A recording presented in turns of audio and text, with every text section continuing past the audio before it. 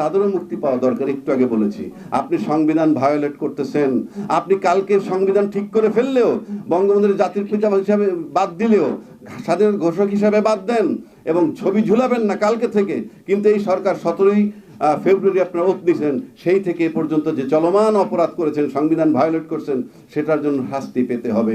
যদি 25 বছর পর, 50 বছর পরেও আওয়ামী লীগের কোনো নাতি পুতি কেউ ফেরত আসে, আপনাদের বয়সে 101 বছর হলে আপনাকে মৃত্যুদণ্ড দেওয়া। যদি 25 বছর পর, 50 বছর পরেও আওয়ামী লীগের কোনো নাতি পুতি কেউ ফেরত আসে, আপনাদের বয়সে 101 বছর হলে আপনাকে মৃত্যুদণ্ড দেওয়া হবে। ইন্ডেমনিটি কিন্তু বঙ্গবন্ধু শেখ মুজিবুর রহমান হত্যার পরেও দেওয়া হয়েছিল। ইন্ডেমনিটিতে কিচ্ছু আসে যায় না। অ্যাডভার্স সরকার আসলেই আপনার বয়স 70 হলো, ওই আসিফ মাহমুদের বয়স 70 হোক, তাকে নিয়ে আমি ঝুলিয়ে দিব। বঙ্গবন্ধুর জাতির পিতা হিসাবে বাদ দিলেও এবং ছবি ঝুলাবেন না কালকে থেকে, কিন্তু এই সরকার 17ই ফেব্রুয়ারি আপনারা ওত দিয়েছেন, সেই থেকে এ পর্যন্ত যে চলমান অপরাধ করেছেন, সংবিধান ভায়োলেট করছেন, সেটার জন্য শাস্তি পেতে হবে। বাংলাদেশের 53 বছর যাবত আমি না বললেও এরশাদ সাহেবের পরের থেকে দেখব যে বাংলাদেশটা দুই ভাগে বিভক্ত, আমলা এবং সাধারণ জনগণ। আর আমলার সাথে যোগ দেয় কারা? সাধারণ জনগণ, যাদেরকে নির্বাচন করে পার্লামেন্টে পাঠায়। তখন আমলা আর ওই সরকারের প্রতিনিধি একত্র হয়ে যায় তারা ইসরায়েল, আর দেশের বাকি জনগণ হইল ফিলিস্তিন। দীর্ঘ 53 বছর বলেন আর 20 বছর বলেন, আমরা তাই দেখছি।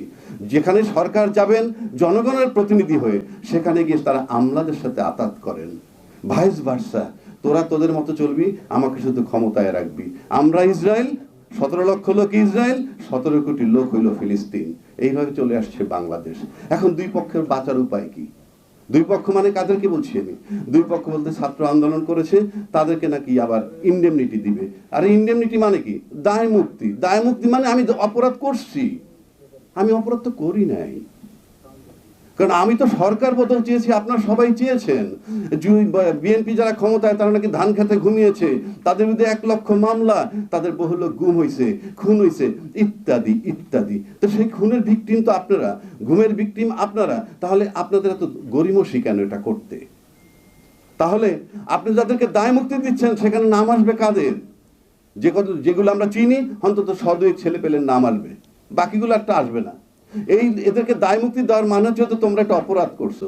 আমি জানতে চাই, সংসদে যদি সাহস থাকে, যদি আপনাদের মনে করেন এরকম অধিকার থাকে, পার্লামেন্টের প্রস্তাব উত্থাপন করেন কালকে সরকারি পক্ষ থেকে অথবা বিরোধী দলের পক্ষ থেকে, যে জুলাইতে যে ঘটনাটা ঘটছিল, সেই ঘটনার সন্ত্রাসী ঘটনা, সেই ঘটনাটা কি মানে কি সরকারি ঘটনা বা সন্ত্রাসী ঘটনা কিনা, এই ব্যাপারে প্রস্তাব আনেন।